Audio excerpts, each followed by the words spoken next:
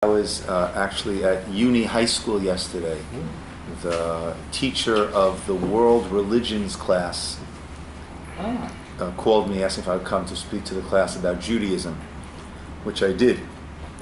At the end of the class, the teacher said to me, isn't it a minor Jewish holiday coming up? Lag Bomer? Would you like to tell the class about that? That was a little bit too detailed. So I simply said that it is that we count the days longingly from the Exodus to Sinai, and that's a significant day along the way. Right. But what's interesting is here in the States, it's it comes and goes with nary a whimper, whereas in Israel, in fact, it is a major day.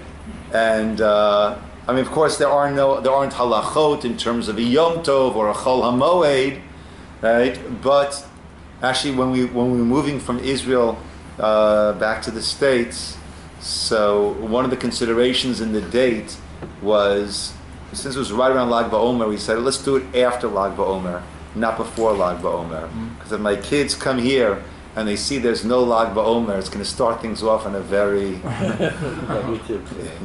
on a very negative foot. Half a million people in Meron yesterday, or something. Yeah. I once we'll get to all these things. Meron, the city of Meron, hardly a city, but is a mountaintop little city in the Galil, in the northern part of Israel. And that is where the great Tanoic sage, Rabbi Shimon Bar Yochai, which we'll discuss some sources about him, is buried. And there is a custom to go to Meron on Lag Bomer, and between 300 and 500,000 people go there on that night. And from the religious neighborhoods, you've got none. When you buy a bus ticket, you don't buy a bus ticket for a certain time. You just buy a round-trip ticket. And then you go to the bus area, and a bus loads up and goes. Another bus loads up and goes. Another bus loads up and goes. When you're getting there, the buses are just loading up and returning, loading up and returning. And it is quite an event. Like I said, there were my years in Israel. I did it once. I wanted to make sure I did it once, and I did it once. Let that suffice. Let us begin with some of the sources. So Lag Bomer, of course, is Lamed Gimel. It is the 33rd day of the Omer. And the Shulchan Aruch discusses that during the days of the Omer, which should be days of anticipation, perhaps serious, perhaps happy, as we are making our way towards Shavuot, Mount Sinai, receiving of the Torah, there is an aspect of mourning, of Avelut, that gets mixed in. And that is because it was during this period of time, as we'll soon see the Gemara in Yevamos, this was the period of time where the students of Rabbi Akiva passed away. And as I mentioned this morning after davening, there are different customs as to how to put in play and when to put in play these aspects of mourning. And really everyone agrees that it's 33 days. It's either day 1 through day 33. And for the Ashkenazic custom, part of the day is viewed as the entire day, so it went till the morning, and then it is suspended from here on, all the way till Shavuot. Others wait until the second day of the month of Iyar, and then they've got 33 days from the month of Iyar. They have 28 days remaining in Iyar and 5 days of Sivan, giving them the 33 days. And once again, Lag Bomer counts part of the days like the entire day, right? And others will start with the 2 days of Rosh Chodesh, giving them 30 days, and then the first 3 days of Sivan, and the next 3 days, one day it's partial, and then the third day it's partial, and 4 and 5 are suspended.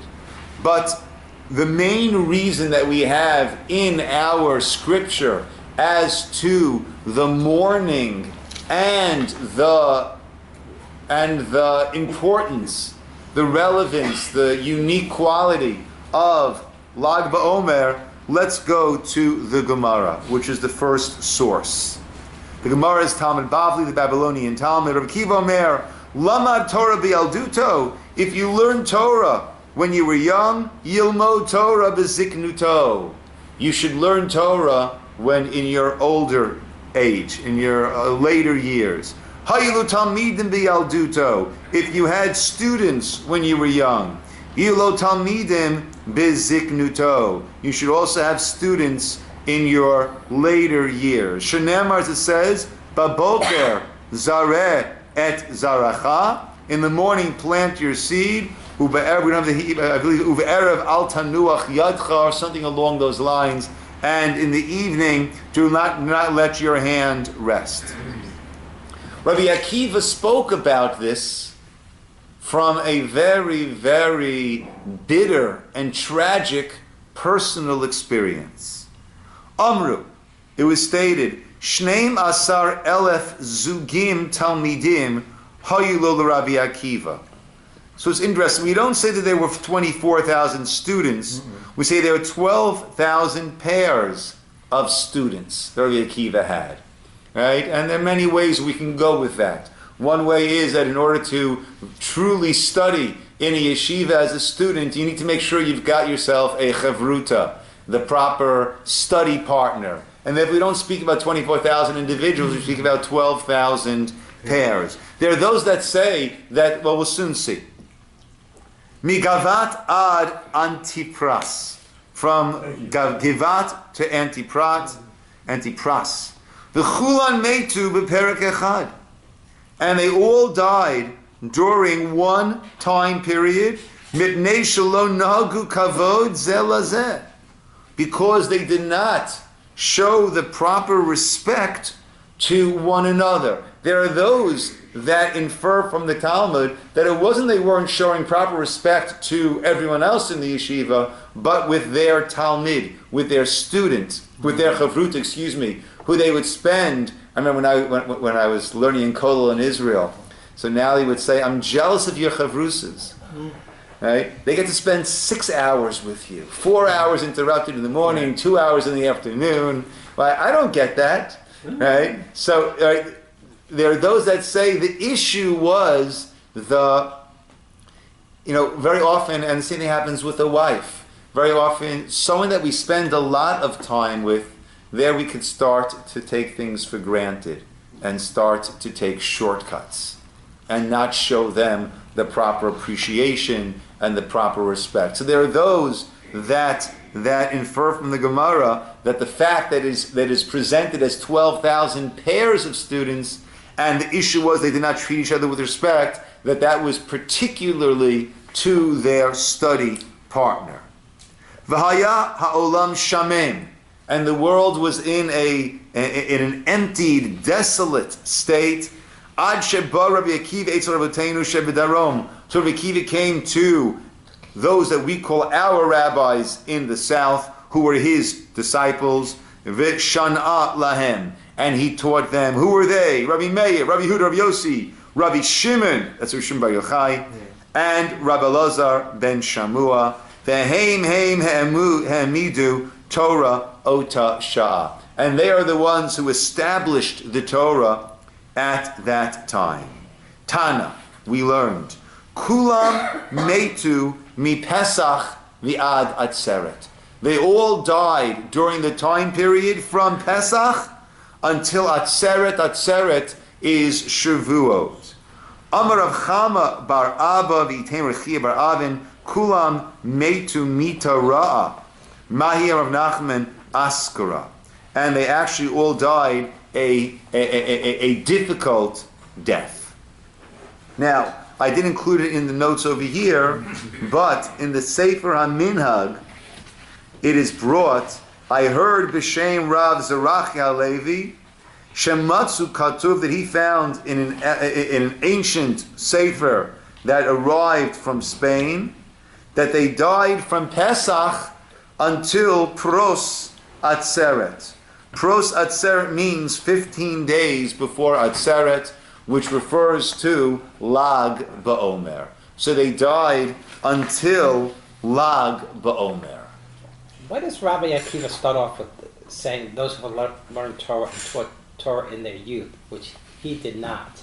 And that's an interesting point, right? It's a good observation, right? Right? He's not talking about necessarily, he's taking a lesson from his own life and teaching a general lesson, right? Ray is pointing out, famously, Rabbi Akiva first started to study when he was 40 years old. Famously, he would sit in the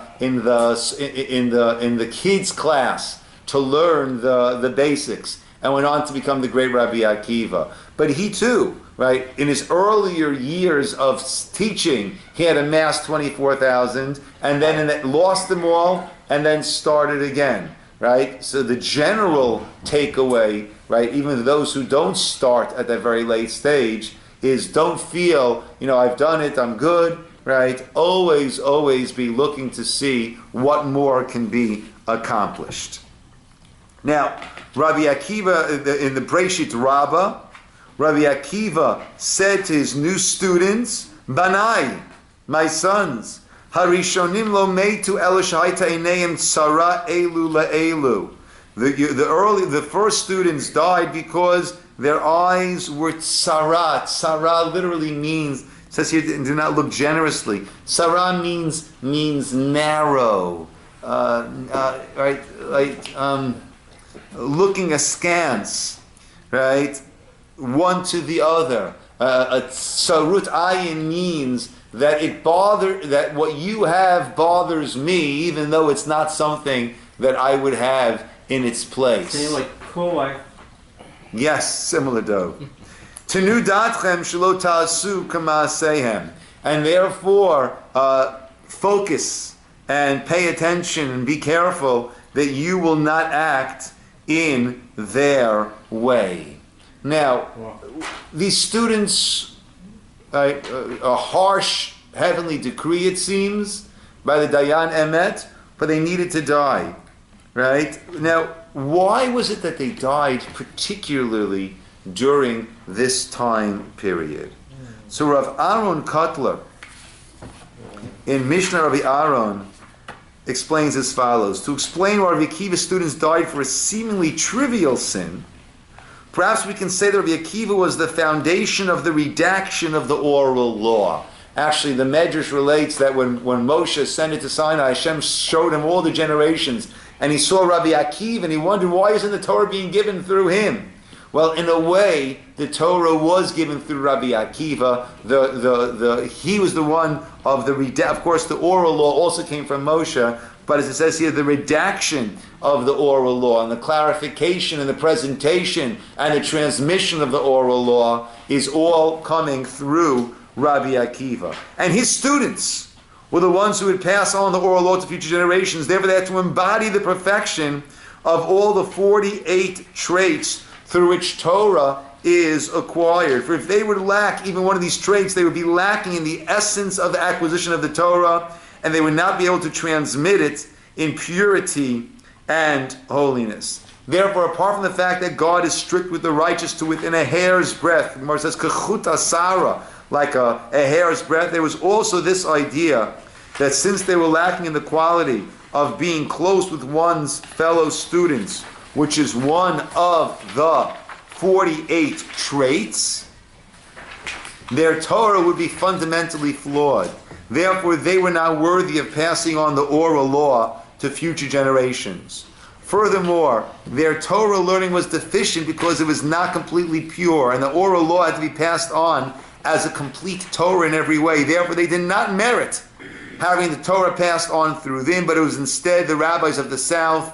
Since the life of the sages is Torah, they were, as Rama writes, they were lacking in the essence of their existence, and that allowed for what happened.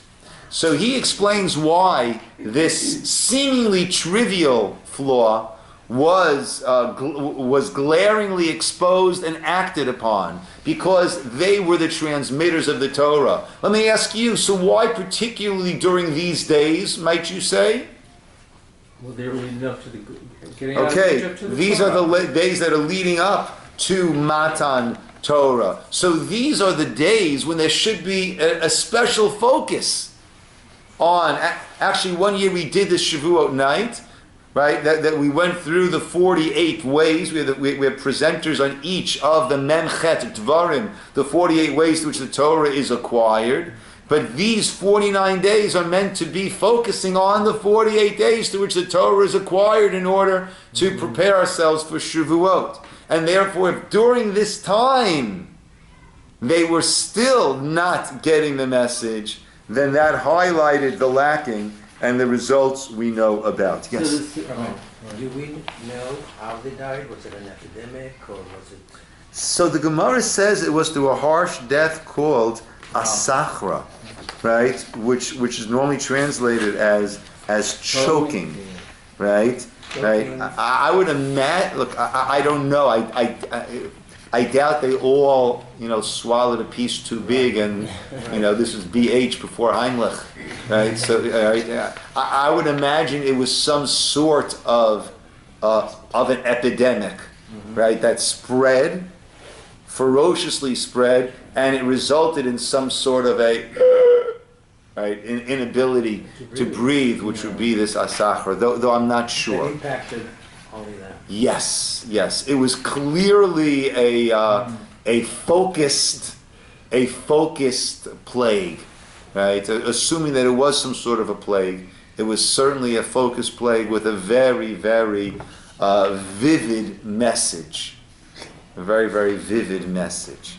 Yeah, Ray, want to say something? No. Okay. So I would say that Yes, though. the Sephira, I'm sorry.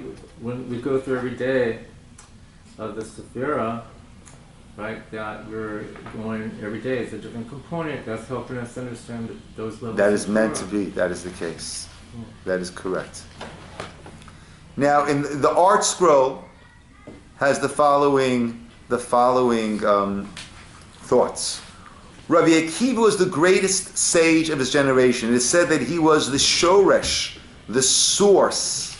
Well, I would not say shoresh is source. Is it Right? root? Shoresh is more of a root. Yeah. Right, of Torah Shabbal Peh, right? Moshe was the source. He might have been a root through which that source passed through out to all the different branches. The line of transmission of the Torah from scientific generations ran through him and his students. When his 24,000 students, or as we pointed out, 12,000 pairs were decimated, it caused a major depression. How would the chain continue? Who would provide the light of Torah to future generations? How could they ever be replaced? How could a grieving people on the run from Roman persecution be consoled for the loss of so many great men so crucial to the spiritual survival of the nation? And between the lines here, we see a point that Rabbi Wein likes to point out often. We imagine, the scholars of the Talmud, they sat in their ivory towers, and they had no worries of the world, and they were able to just devote themselves to their studies. Well, most of them were professionals. There was Yochanan Hassandler, right? They were working in addition to all of their study, right? Secondly, this was under the harshest of persecutions. They were in hiding. They were on the run. They were being banished from place to place.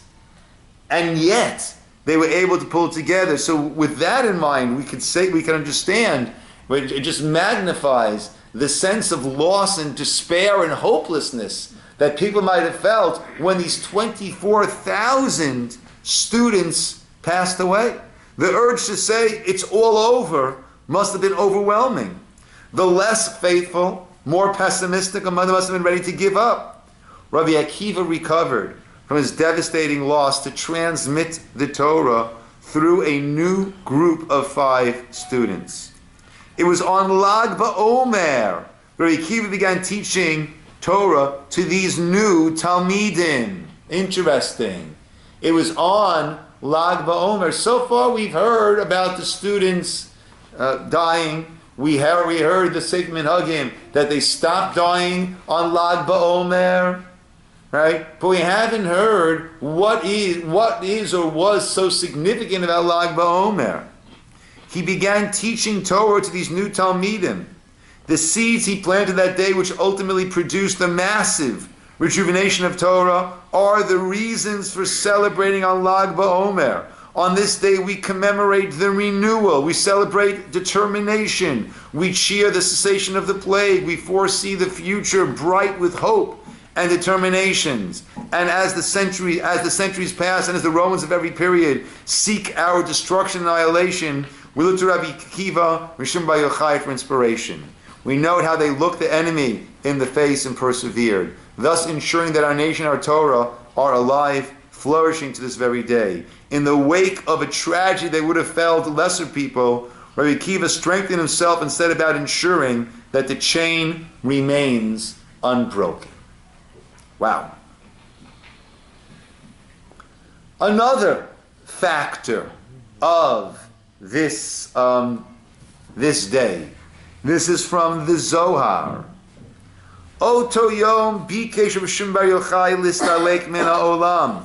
On the day that Rishon Bar Yochai was going to take leave from this world, vayim esader dvarav, and he was organizing his words, his teaching. Nitkansu hachavirim lebeito. His colleagues, his friends, entered into his house. And he said to them, Ata she'et ratzon. Now that this is a favorable time, a time that is available for much to be accomplished. Milim kedoshot, holy word, shelo galiti ad ata, that I have not revealed to anyone until this time. Ritzoni legalotan, my wish is to reveal them. That entire day, the fire, the light in the fire was there in the house, surrounding them. No one was able to enter.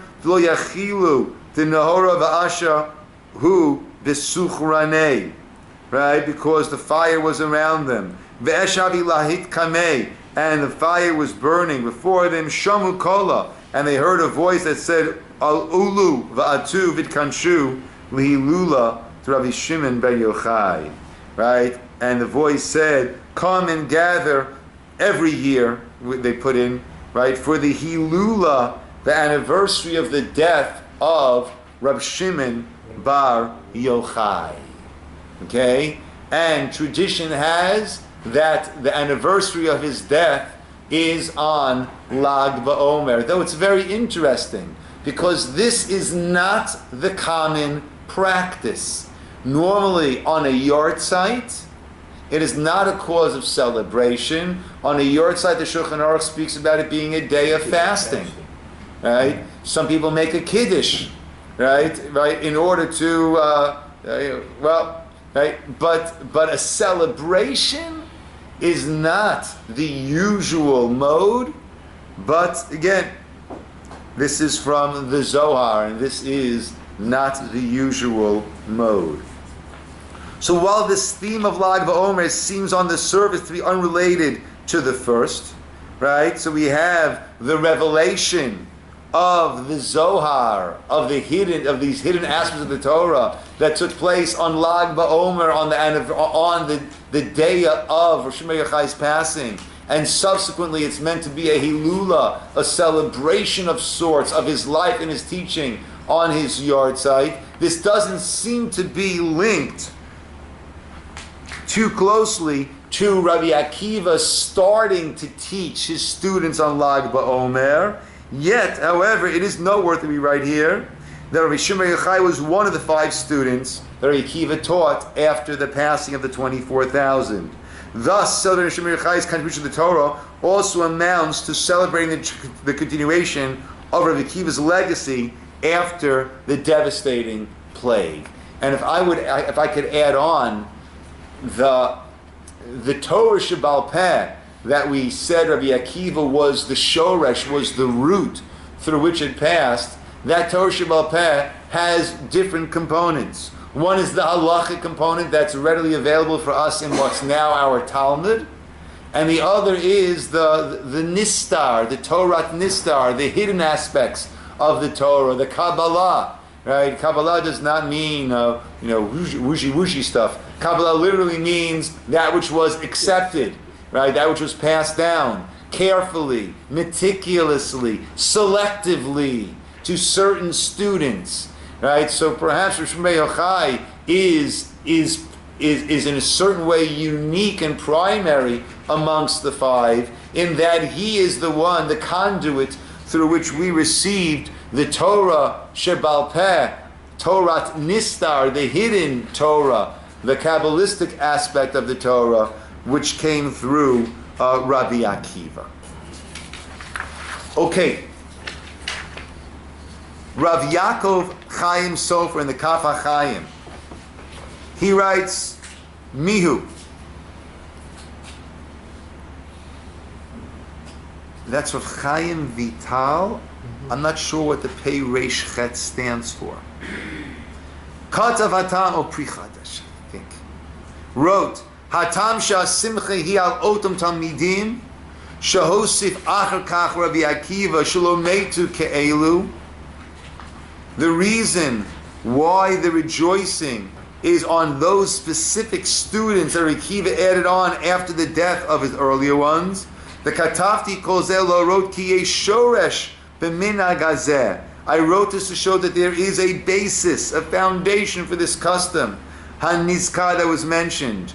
Ubeprat, and in particular, Kivshmei Yochai, Hu Mehei Talmidav Gedolos Rabbi Akiva. He was from of those five great Talmidim. V'lachein Zman Simchato Biyom Lag Bomer. And therefore, his time of happiness is on Lag Bomer. Except, Rabbi, you altered the text. It says Lag Bomer. That's true. Lag Bomer, right? That's right. And the Shulchan Aruch brings, I think the Ramah and the Shulchan Aruch both bring, right? La'omer, one says La'omer, the one says Be'omer, and whichever prefix you use, right? One fulfills it. You don't need to even say Be'omer or La'omer, right? But that was a good eye there, Steve.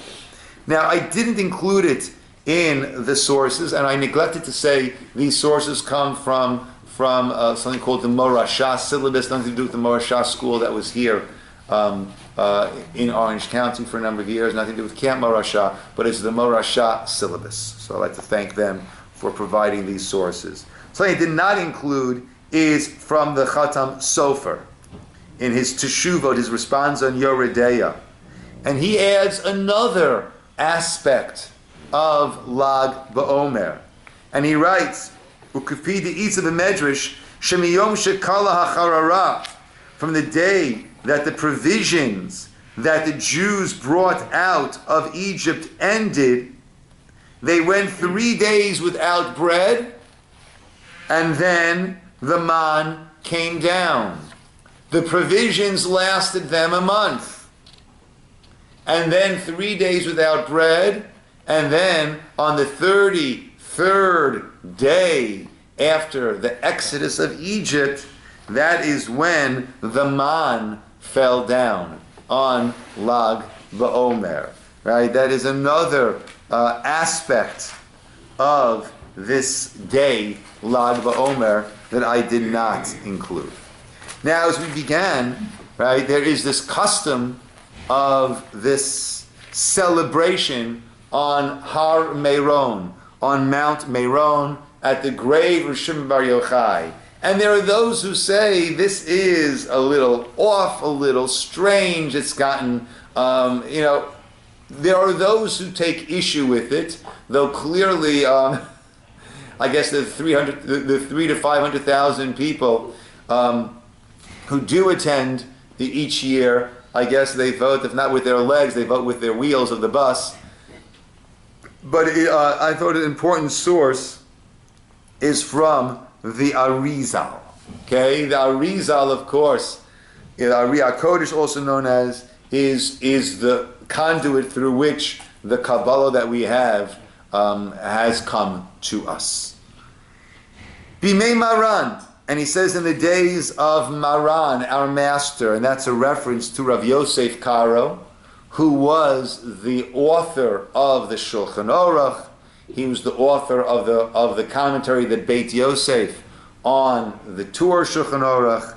He's the author of the Kesef Mishnah commentary on Maimonides, on the Rambam. Hiskimu shelo yasu Yisroel ha'arviyim machol b'Lag Bomer al Tzion Rab Shimon ben Yochai. Right? So in the days of our master, they agreed the Jews would not make a big celebration, Lag Bomer, on the grave of Shimon ben Yochai.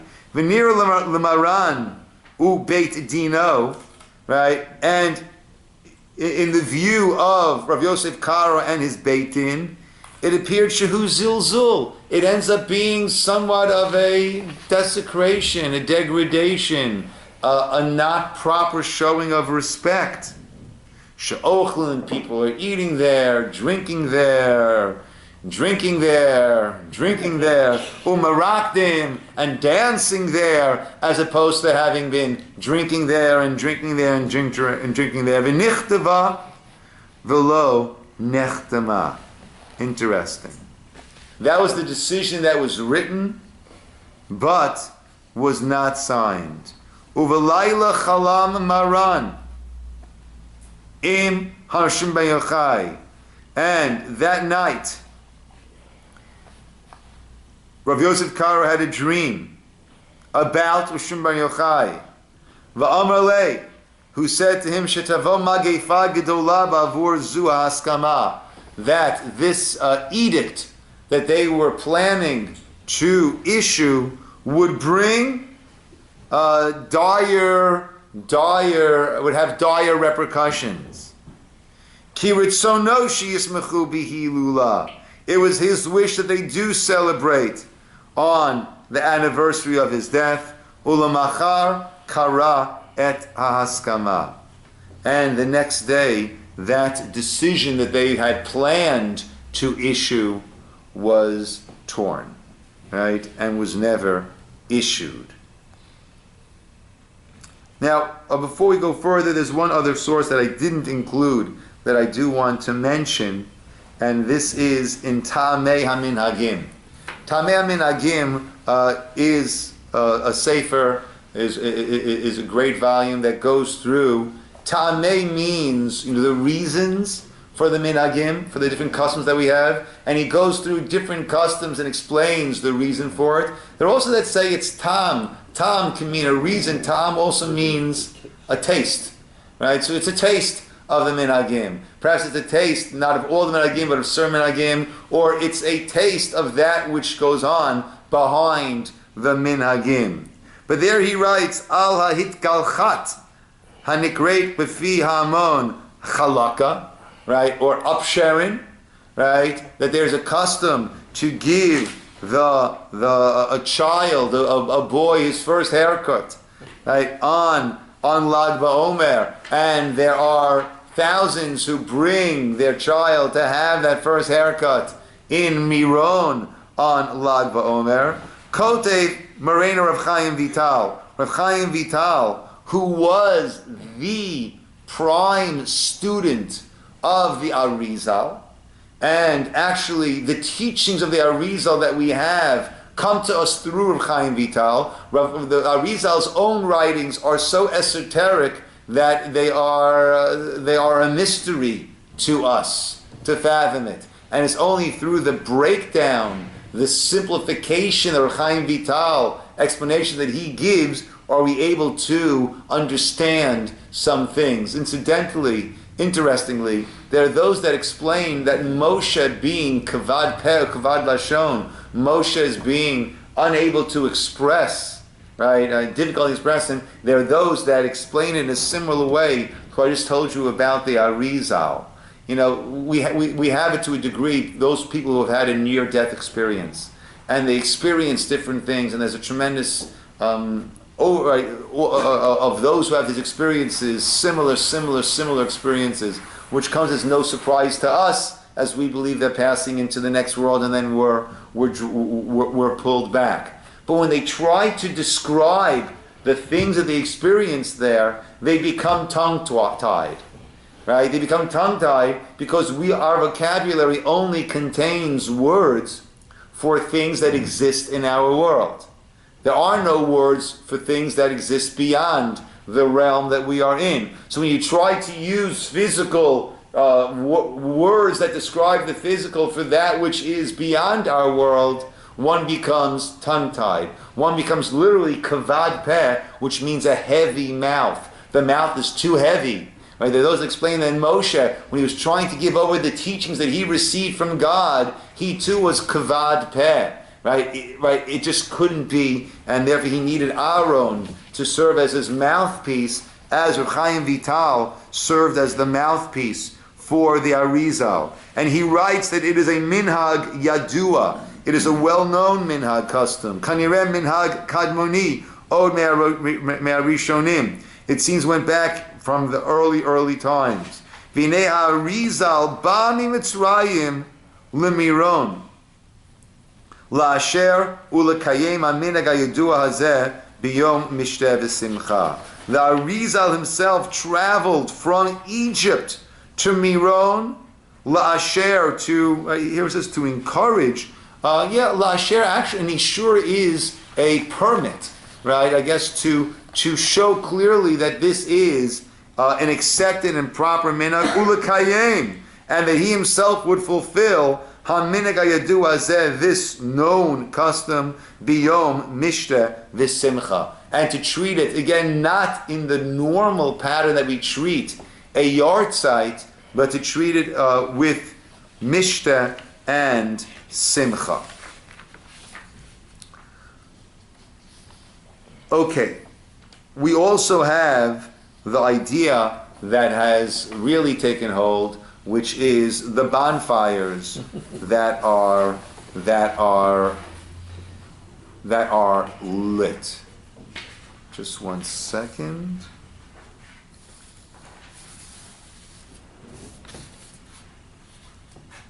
Yeah. Okay, this is a letter from the Bar Tanura. Nothing to do with the wine you all enjoy. Biyom Yirchet B'Iyar, on the 18th day of Iyar, Yomi Tato, on the anniversary of the death of Rishon Bar Yochai, Bo'im Mikol HaSevivot, they come from all around, Umadliken Aleh Avukot Gedolot, and they light these great, Avuka actually is a torch, right? I think an Avuka, right? Nachon Ivrit, Avuka is a torch? Yeah, right? For us, a midura is a bonfire. But they would light these great torches, light fires. Milvad mashvelikim alen ner tamid. Right? Besides the ner tamid, right? A regular candle. Shaharbe akarot nifkadu. On this day, many women who were barren were remembered with the pregnancy. The cholim nitrapu, and many people who sick were healed. Beneder unadavashin advu lamakom hahu, right? Based on pledges to charity that they made over there in that place, right? So there is these bonfires that are lit, and that is right. Fire. People, I think we're all always fascinated by fire as we see something physical leave the realm of the physical and go who knows where, right? So the fire is always representative of this match of the physical and the non-physical, and fire is probably the one thing that defies gravity. No, helium, right? Other light gases, but things that our eyes can see, that it just ascends. It ascends. And fire also represents the light of the Torah and that and the teachings of Rabbi Shimon Bar Yochai, in particular, Rabbi Akiva and his students in the Torah Shebaal Peh, right, in more general. It was also mentioned again, speaking of fire, that at that time, with the Romans being, and the threat of the Romans and so on, they were communicating from mountain to mountain using Oh, interesting. Yeah. fire. Yeah. Yeah, we had that. The Mishnah in Rosh Hashanah discusses the communication in terms of the proper dates of the month that were done in such a way. Nice. Lastly, we have a piece from Rav Aaron Kotler about the tremendous potential of the individual. It is worth thinking about it from the other side. How great, besides focusing on the tragic death of the 24,000, the 12,000 pairs, how great was the merit of the rabbis from the south who re-established Torah. The Torah should have been passed on through the 24,000 students of Rabbi Akiva, and instead it was passed on through these 5 students. Those who toil in Torah in our generation have a similar reward. Just to get a little bit of a personal and a historical context, Rav Aaron Kotler was the builder of yeshivot in the United States after the Holocaust, and the one who sought to take the Torah that had been destroyed throughout Eastern Europe and to try to rekindle it and reestablish it. So he writes, the Torah should have been passed on through the 24,000 of Rabbi Akiva, and instead was passed on through these 5 students, right? And if I'm reading into his words, right, looking at the ruins of the European yeshivas, those who toil in Torah in our generation have a similar reward. Without them, the world would be desolate. And through these few individuals, remnants of the Holocaust, whom God calls those who toil in Torah, the Torah is not forgotten from the Jewish people. I'll just end off with a beautiful teaching that I heard from Rav Shapsi Yudalovich, I believe Zatzal, that he came. No, it wasn't from him. No, it was not from him. The name's eluding me right now, but hopefully it will come back to me soon. That he said he once said to the Panovizh Rav. The Panovizh Rav was the rabbi who established the Panovizh Yeshiva. Right? The same way that Rav Aaron Kotler, what he did in America, the Panovizh Rav was working to do in Israel. And he said that I'll bring a proof to you that our generation is greater than the generation of the sages. Now that seems crazy. Right? We speak about Yeridat HaDorot. The generations become smaller as we move further from Sinai. I said, I'll bring you a proof. So the proof is, the Gemara says 1,000 start to learn Chumash. Out of those 1,000, 100, 10% learn Mishnah. Out of those 100, 10%, 10 get to Gemara. And out of those 10, 10% make it to Psak Halacha. And he said, by us, out of the 1,000 start learning Chumash, a lot more than 1 out of 10 make it to Mishnah. And out of those learning Mishnah, a lot more than 1 out of 10 make it to Gemara. And out of those learning Gemara, I'm not sure if more than 10 make it to Torah, right? But clearly our percentages are greater. How is that possible? So he explained with the mashal, with the parable. The parable was, there's a wedding, and they're planning this tremendous wedding. And the caterers have cooked for 700 guests. And then, out of nowhere, right, the meteorologists all missed it. There was this crash snowstorm. And what happens? 100 people trudge in, 150 people trudge in. But there's enough food for 700. So what do the waiters do? It's already cooked, it's got to be served. It comes out of the kitchen, they say, eat as much as you want, as much as you want. So he says, in the time of the sages, there were 1,000 who came to learn Chumash, and who came to learn the Torah, the Bible. And therefore, the Siyata D'Shmaya, the heavenly help to learn to study well, was apportioned equally amongst those 1,000. And therefore, what happened out of those 1,000? 100 go to Mishnah, and then 10 go to Gemara. He said, but in our generation, how many are showing up? How many of Klal Yisrael, how many of the Jews are showing up for their studies to start Chumash. And therefore, those who do come, we are given this tremendous siyata d'shmaya, this tremendous help in order to accomplish more and more. And therefore, our percentages are greater than the percentages that the Gemara, the Chazal, the sages discuss about their generation. So to echo what Rav Aaron Kotler is saying about that time after the Holocaust, well, what we saw from these five after the 24,000 died and after the Holocaust, in our world today there are still very few that are coming to learn, and therefore those who do have tremendous help and support, heavenly help and support in the studies that we do. Yaakov Galinsky. Good. I heard that from Yaakov Galinsky. That I was able to include on the tape to give credit where credit was due. Okay, everybody. Yashikar. Yes.